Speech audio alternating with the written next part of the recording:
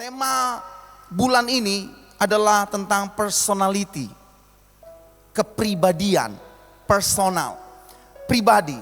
Dan saya kasih judul pribadi yang benar. Yang melatar belakangi kenapa saya pilih bagian ini adalah karena saya melihat saudara, akhir-akhir ini ada banyak orang yang kemudian bertanya tentang pribadinya. Ada banyak pertanyaan manusia tentang dirinya sendiri, tentang siapa diri kita. Dan pertanyaan ini menjadi sangat populer belakangan ini. Kalau mungkin kita sudah umur 40 tahun ke atas, pertanyaan ini mungkin kurang populer. Tetapi bagi mereka teenager, anak-anak remaja kita saat ini, pertanyaan ini menjadi begitu penting dan populer. Mereka bahkan mungkin tidak mengenali siapa diri mereka lagi. Mereka hilang, seperti identitasnya hilang. Kalau dulu kita mungkin bilang, orang kalau hari Minggu udah perasa, hidup kudus sekali karena ada di rumah Tuhan. Tapi kemudian setelah hari Senin, Selasa, Rabu, Kamis, Jumat, Sabtu, trompe hidup seperti berbeda. Kita jadi bingung dengan siapa diri kita. Dan bahkan ada banyak orang yang bertanya tentang siapa diri kita, siapa dirinya sendiri. Kita ini manusia pribadi yang seperti apa sebenarnya kita. Makanya ada orang yang wanita, dia pikir dia pria. Ada pria yang dia pikir dia wanita. Karena kenapa? Karena dia tidak mengenali siapa dirinya sendiri, pribadinya sendiri. Dan ini menjadi tantangan kita, orang tua, tantangan kita gereja Tuhan. Dan bahkan kita sendiri mungkin bergumul dengan pertanyaan ini, siapa diri kita? Kita bergumul karena kita sebagai orang Kristen, hidup sebagai anak Tuhan, kita tahu bahwa kita adalah anak Tuhan. Tetapi kemudian ketika kita menghadapi kehidupan ini, kita bergaul dengan orang lain, kita menemukan bahwa kita tidak bisa menjadi siapa diri kita yang seharusnya. Kita bergumul dengan identitas kita sebagai anak Tuhan. Saya anak Tuhan. Tetapi kalau mau hidup di dunia ini dengan menggunakan identitas sebagai anak Tuhan, sepertinya sulit, tidak matching dengan dunia ini. Jadi kita sendiri bergumul dengan identitas kita, pribadi kita. Makanya tema khotbah ini adalah pribadi yang benar. Menurut buku, ada buku judulnya Memahami dan Mengkaji Masyarakat. Judul buku Memahami dan Mengkaji Masyarakat yang ditulis oleh Janu Murdiatmoko. Dia tulis bahwa kepribadian orang, kepribadian manusia itu dipengaruhi oleh empat faktor. Yang pertama adalah kebudayaan. Jadi pribadi manusia dipengaruhi oleh budaya sekitar, budaya yang ada. Kalau kita di Asia, kita dipengaruhi oleh budaya yang berlaku di Asia. Kalau kita di Manado, kita dipengaruhi oleh budaya yang berlaku di Manado. Kalau kita di Amerika, kita dipengaruhi oleh budaya yang berlaku di Amerika. Yang kedua adalah warisan biologis. Kepribadian manusia yang kedua dipengaruhi oleh warisan biologis. Kalau orang tuanya karakternya seperti ini, maka kemungkinan besar kepribadian dari anaknya seperti orang tua. Biasanya menurut buku psikologi, kepribadian dari seorang anak itu akan jadi dua. Yang pertama sama seperti dia punya orang tua, atau sangat berlawanan, berbeda dengan DP orang tua. Jadi kalau DP orang tua misalnya guru, biasanya anak bisa jadi guru, bisa tidak mau jadi guru. Anaknya pendeta, bisa jadi dia mau jadi pendeta atau dia tidak mau jadi pendeta. Jadi dipengaruhi oleh warisan biologis. Dan kemudian yang ketiga, pengalaman kelompok.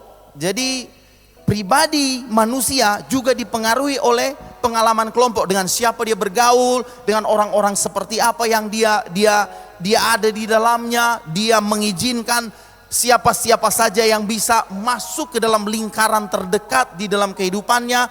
Bagian itulah yang kemudian mempengaruhi kepribadian manusia menurut buku Memahami dan Mengkaji Masyarakat.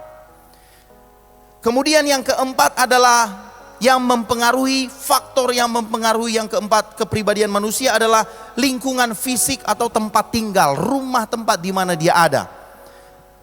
Itu akan mempengaruhi dia punya kepribadian juga. Apakah dia punya papa lebih dominan, atau dia punya mama lebih dominan, atau dua-duanya dominan, itu akan mempengaruhi kepribadian dari manusia. Itu menurut Janu Murdiatmoko dalam bukunya. Tetapi mari kita lihat saudara, kita sebagai anak Tuhan, sebagai anak Allah, maka kita tidak menyepelekan faktor-faktor tadi. Tetapi kita sebagai anak Allah, kita perlu melihat kebenaran berkaitan dengan pribadi kita, siapa diri kita, berkaitan dengan kepribadian kita, itu berdasarkan firman Tuhan. Kita harus melihatnya berdasarkan Alkitab. Apa yang firman Tuhan katakan tentang kita, tentang pribadi kita sebagai anak Allah. Kita tidak akan benar-benar mengetahui siapa diri kita sebenarnya tanpa melihatnya melalui Alkitab. Kalau kita melihatnya berkaitan dengan bagian-bagian faktor-faktor tadi, berkaitan dengan pendapat-pendapat orang lain, masukan-masukan orang lain, maka kemungkinan besar kita akan kehilangan identitas diri kita. Siapa diri kita sebenarnya? Kita akan kehilangan kepribadian kita. Tetapi kalau kita melihatnya di dalam Alkitab, maka kita akan mendapati diri kita, siapa diri kita yang sebenarnya. Kita bisa menjadi pribadi yang benar. Mari kita lihat saudara, Kejadian pasalnya yang kedua, Kejadian pasal yang pertama, ayatnya yang ke-26 dan 27. Kejadian pasalnya yang pertama, ayat 26 dan 27, firman Tuhan berkata begini. Kejadian 1 ayat 26 dan 27, firman Tuhan berkata begini. Berfirmanlah Allah, baiklah kita menjadikan manusia menurut gambar dan rupa kita, supaya mereka berkuasa atas ikan-ikan di laut dan burung-burung di udara dan atas ternak dan atas seluruh bumi dan atas segala binatang melata yang merayap di bumi. Maka Allah menciptakan manusia itu menurut gambarnya, menurut gambar Allah diciptakannya dia, laki-laki dan perempuan diciptakannya mereka. Saudara yang dikasihi Tuhan, firman Tuhan, bagian firman Tuhan ini adalah bagian yang terbaik untuk kita mengetahui siapa diri kita sebenarnya, pribadi kita sebenarnya, siapa kita di hadapan Tuhan. Allah berfirman bahwa Allah akan menciptakan manusia menurut gambar dan rupa Allah. Jadi Allah menciptakan kita menurut gambar dan rupa Allah. Kemudian di ayat yang ke-27, maka Allah menciptakan kita manusia laki-laki dan perempuan menurut gambar Allah, menurut image-nya Allah. Jadi dengan kata lain saudara yang dikasihi Tuhan, itu berarti kalau saudara mau tahu siapa diri saudara, kalau kita mau tahu siapa diri kita, maka kita perlu mengenal siapa Allah yang kita sembah. Kita perlu melihat kepada Allah yang kita sembah. Seperti cermin, kita akan melihat diri kita karena kita melihat gambar, rupa. Jadi kita perlu melihat yang Allah lihat. Kita perlu tahu bahwa kalau Allah menciptakan saya dengan penuh kemuliaan, kalau Allah yang saya sembah adalah Allah yang mulia, maka berarti hidup saya adalah hidup yang mulia. Kalau Allah yang menciptakan saya adalah Allah yang berkuasa, maka hidup saya adalah orang yang berkuasa. Kalau Allah yang menciptakan saya adalah kasih, maka saya harusnya memiliki kasih, penuh dengan kasih di dalam hidup saya.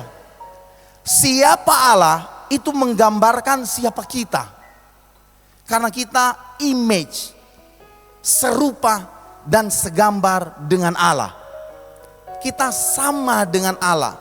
Makanya adalah firman Tuhan yang bilang, siapakah manusia sehingga engkau menciptakannya sedikit lebih rendah. Dan firman Tuhan bilang, kamu adalah manusia Allah.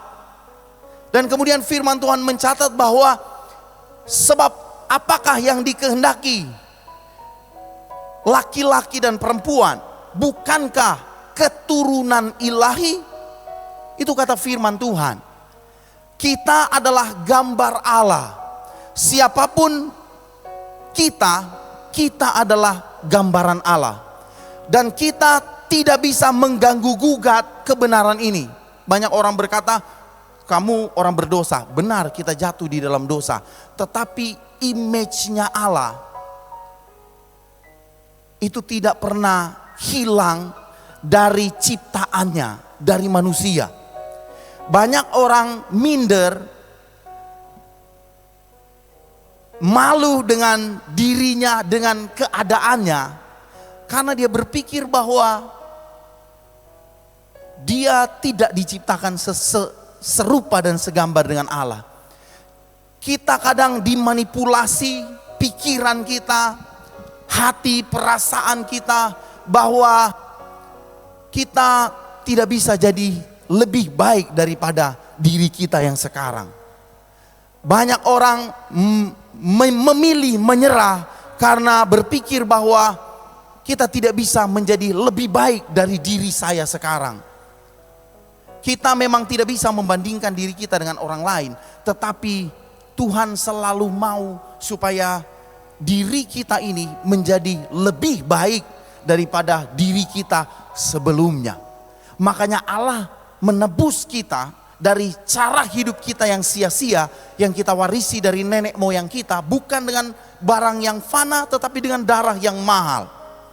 Dia menebus kita dari cara hidup, bukan hanya menebus kita dari dosa, tetapi Allah menebus kita dari cara hidup kita yang sia-sia. Supaya apa? Supaya kita bisa dikembalikan kepada posisi siapa diri kita sebenarnya di hadapan Allah. Itu berarti saudara, apapun yang Allah katakan tentang dirinya, Allah sedang memberitahu kita secara langsung siapa diri kita. Itu berarti sebagaimana yang Allah kehendaki untuk kita, demikian juga seharusnya kita bisa jadi. Kitab Kejadian itu berbicara tentang apa yang di alam roh, di dunia roh, itu kemudian jadi di alam nyata, fisik. Di dunia roh kemudian diimplementasikan ke dunia fisik. Jadi siapa kita, kemudian kita diciptakan. Jadi dengan kata lain saudara, siapa yang Anda lihat, pribadi yang Anda lihat tentang Anda, itu akan tercipta sesuai dengan yang Anda lihat. Anda akan jadi sesuai dengan apa yang Anda lihat tentang diri kita, tentang diri Anda. Kalau Anda melihat diri Anda seperti Anda sekarang, Anda tidak bisa jadi lebih baik, itulah Anda. Kalau kita tidak bisa menjadi seperti yang Tuhan inginkan, itulah kita. Kalau kita berpikir bahwa kita tidak bisa, itulah kita. Kalau kita berpikir bahwa cukuplah demikian, sampai di sini DP garis, itulah kita. Karena Allah menciptakan kita serupa dan segambar dengan Allah. Dan Allah menaruh di dalam diri kita kemampuan untuk melakukan pekerjaan yang besar sesuai dengan rencana Tuhan atas hidup kita. Tetapi kadang kita, pandangan kita itu dipengaruhi oleh kehidupan kita di dunia ini, sehingga kita kurang bisa melihat rencana Tuhan atas hidup kita. Saudara yang dikasihi Tuhan,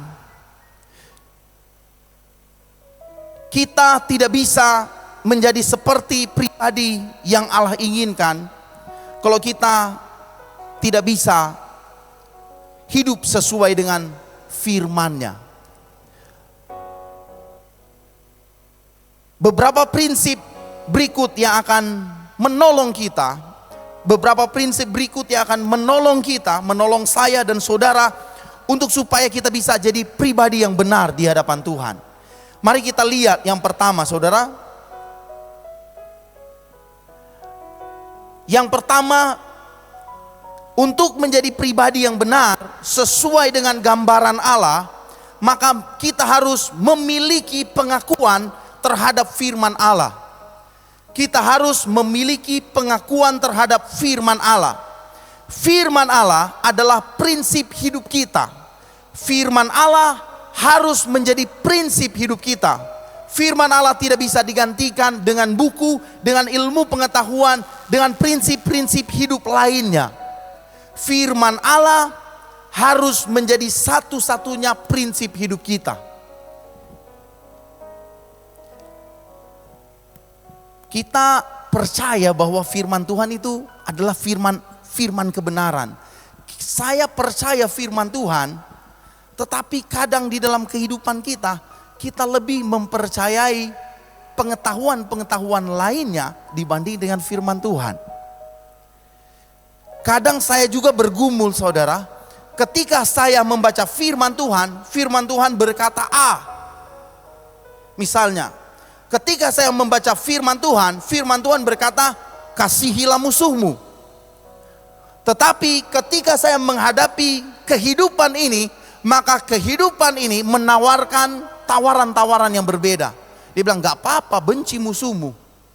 Boleh sih, saya tetap mengasihi musuh. Tetapi saya tidak akan mau bergaul lagi dengan dia. Oke, saya ndak marah lagi sama dia. Saya mengasihi dia, tapi maaf, saya ndak mau terima telepon, saya mau reject dulu kau punya panggilan, saya ndak mau mendengar kau punya kata-kata, nama disebutkan, saya pokoknya ndak mau lihat kau punya muka. Kita percaya firman Tuhan adalah firman kebenaran, tetapi kadang di dalam kehidupan kita kadang ditawarkan dengan prinsip-prinsip yang lain. Prinsip-prinsip yang kelihatannya berhasil, tetapi kita tahu bahwa firman Tuhan itu adalah prinsip yang kekal. Kita berkata bahwa kita percaya firman Allah, namun ini cara hidup yang lain yang berlaku di dalam kehidupan sehari-hari.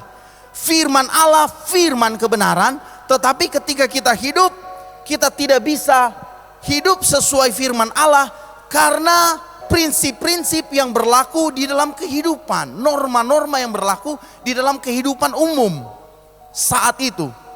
Saya tanya, saudara, sama anak remaja, dan saya sudah bertanya pertanyaan ini berulang kali kepada remaja-remaja. Terakhir tadi pagi kepada anak Tuhan. Ya, anak Tuhan, betul. Saya tanya begini, kamu kalau berhadapan dengan temanmu, misalnya temanmu itu lesbi, kamu tahu itu salah, iya. Kamu berani enggak menegur dia? Pertama dia bilang, tergantung cara menegurnya bagaimana. Menyatakan kebenaran. Tapi kalau mau jujur, saya tidak mau. Kita sepertinya punya prinsip kehidupan yang lain di dunia nyata. Kita percaya firman Tuhan, tetapi prinsip-prinsip yang berlaku di dunia nyata itu kadang berbeda dengan prinsip firman Tuhan. Kita tidak menolak firman Tuhan, tetapi kita juga tidak menolak prinsip-prinsip yang berlaku. Kalau kita mau jadi pribadi yang benar sesuai dengan rencana Tuhan atas hidup kita, maka kita perlu menjadikan firman Tuhan, kita perlu memiliki pengakuan terhadap firman Tuhan. Kalau firman Tuhan katakan A, kita harus hidup A. Kalau firman Tuhan katakan B, kita harus hidup B. ada begitu banyak masalah yang muncul karena abu-abu, tidak jelas. Ini mau latihan orangnya, iyo. Yang satu datang. Mana yang lain ini? Torang mau latihan, bilang mau latihan sore. Iyo, tuh lain sudah kumpul. Dia nih tahu semua latihan sore. Datang dia, shalom. Datang pemain musik yang terlambat, shalom. Semua langsung sembut akang pada dia, cemberut mukanya. Langsung pemain keyboard bilang, mana nih tahu semua latihan sore. Kita tahu latihan sore. Siapa ngana datang terlambat? Orang di sini semua sobat tunggu. Banyak masalah yang muncul karena tidak jelas, tidak clear. Latihan sore jam berapa? Jam 4. Jam 4 so mesti ada di gereja. Soba bunyi dia pe alat musik. Enggak, jam 4 baru mau datang dari rumah. Jam 4 orang so mulai. Berarti so stem dia punya gitar, dia punya alat-alat yang diperlukan, so disiapkan. Jam 4 teng, langsung orang mulai latihan. Banyak hal yang menjadi masalah karena ndak jelas, abu-abu. Orang perlu memperkatakan firman, memiliki pengakuan terhadap firman Allah. Kalau firman Allah katakan mengampuni, mari kita mengampuni. Kalau firman Allah katakan datang beribadah, mari kita datang beribadah. Kalau firman Allah katakan ini yang salah, ini yang benar, ini yang salah, ini yang benar. Ada banyak prinsip-prinsip yang kemudian mengaburkan pengertian kita, sehingga prinsip-prinsip inilah yang kemudian membuat kita menjadi bingung dengan kepribadian kita. Oke, kita Kristen, mereka tuh jangkore dorang, itu keputusan mereka sendiri. Tapi saya Kristen, tapi ada firman bilang, kalau kamu tahu dosa dan kamu tidak memberitakan kebenaran, maka dosanya ditanggungkan kepada kamu. Kalau kamu tahu kebenaran dan kemudian kamu menyatakannya, maka kalau dia terima, kamu menyelamatkan nyawanya. Tetapi kalau dia tidak menerimanya, kamu menyelamatkan nyawamu. Prinsip firman perlu kita tegakkan. Kita perlu pengakuan yang benar terhadap firman Tuhan. Apa kata firman? Aku akan jadi sesuai kata firman. Aku akan hidup sesuai kata firman. Firman Tuhan bilang begini, Mazmur 119 ayat 89 sampai 92. Untuk selama-lamanya ya Tuhan, firman-Mu tetap teguh di sorga. Kesetiaan-Mu dari keturunan ke keturunan. Engkau menegakkan bumi sehingga tetap ada. Menurut hukum-hukum-Mu semuanya itu ada sekarang. Sebab segala sesuatu melayani Engkau. Sekiranya Taurat-Mu tidak menjadi kegemaranku, maka aku telah binasa dalam kesengsaraanku. Kadang kita bergumul dengan kehidupan kita bukan karena kita tidak kompromi dengan sistem dunia ini, tetapi karena kadang kita tidak melakukan firman Tuhan. Banyak kali saya mendapati ketika kita kompromi, maka banyak masalah yang muncul. Ketika kita menyatakan firman, mungkin kita akan ditolak oleh orang lain, tetapi kita akan tetap berdiri teguh. Karena kita berdiri atas firman. Mungkin kita akan kehilangan kesempatan-kesempatan, tetapi orang akan mulai melihat bahwa orang ini punya prinsipnya firman Tuhan. Dan kalau kita berdiri di dua kaki, maka orang akan melihat kita, ini orang abu-abu, boleh kok dia. Tapi kalau kita berdiri atas firman, maka orang lain akan melihat kita benar berdiri atas firman. Ini yang firman Tuhan katakan di awal di Kejadian tadi, imago Dei, image-nya Allah. Maka orang akan melihat Allah di dalam diri kita. Image-nya Allah akan keluar, akan muncul, akan hadir. Karena kenapa? Karena kita punya pengakuan terhadap firman Tuhan. Jangan sampai kita tahu firman, tetapi kita kemudian tidak hidup di dalam firman. Kita tidak menolak firman, tetapi kita juga mengizinkan prinsip-prinsip yang di luar kebenaran firman Tuhan juga masuk di dalam kehidupan kita. Karena prinsip-prinsip ternyata membentuk kepribadian kita. Kalau kita punya prinsip, maka pribadi kita akan kuat. Itu yang pertama, saudara. Yang kedua, kita harus berkomitmen dengan pengakuan kita bahwa Alkitab adalah firman Allah. Supaya keyakinan atau pengakuan kita semakin kuat dalam firman Tuhan, keyakinan dan pengakuan kita akan semakin kuat di dalam firman Tuhan, maka kita harus berkomitmen kepada pengakuan kita itu. Itu artinya tidak peduli apa kata orang, apa pendapat mereka tentang keyakinan kita harus tetap berpegang pada keyakinan kita. Komitmen terhadap keyakinan kita. Akan ada banyak harga yang kita bayar, pasti saudara. Oh, kalau saudara berpegang kepada firman, kepada komitmen, maka semua orang akan mencintai saudara.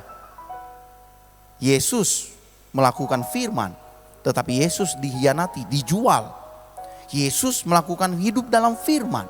Yesus adalah firman yang jadi manusia, tetapi toh Yesus tetap ditolak. Akan ada banyak tantangan dalam kita berkomitmen terhadap firman. Tetapi kita harus tetap berkomitmen terhadap firman Tuhan. Karena kenapa? Karena kita tahu bahwa itulah kebenarannya. Kita tahu bahwa kita berdiri terhadap kebenaran. Saudara, kita jadi Kristen, kita jadi orang percaya bukan karena supaya kita hidupnya baik-baik saja. Bukan supaya kita kalau berdoa, Tuhan berkati saya, berkat akan datang. Kita jadi Kristen bukan supaya kalau kita sakit, kita berdoa kepada Tuhan maka kita akan sembuh. Kita jadi Kristen bukan hal-hal yang demikian. Tetapi kita menjadi Kristen karena kita tahu bahwa Kristus, Yesus Tuhan adalah juru selamat yang benar. Kita tahu bahwa kekristenan adalah kebenaran. Makanya kita jadi Kristen.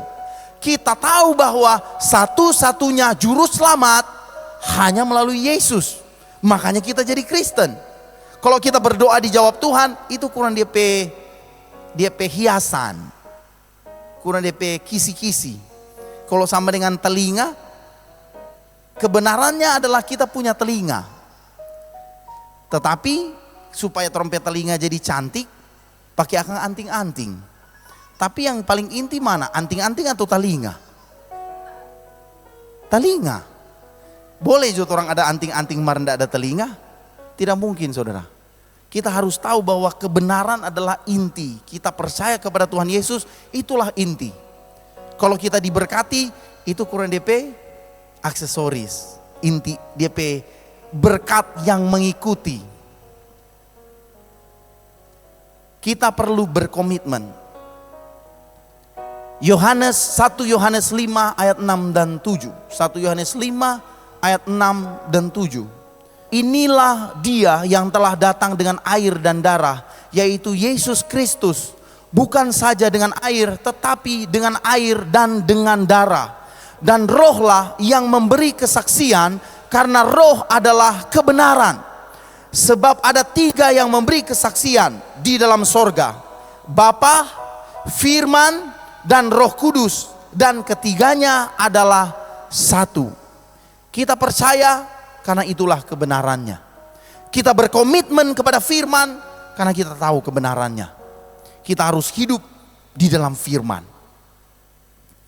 Yang ketiga, saudara, yang ketiga adalah apa yang perlu kita miliki supaya kita punya pribadi yang benar.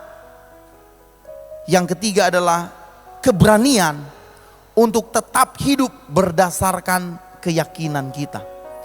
Kita perlu keberanian untuk tetap hidup berdasarkan keyakinan kita.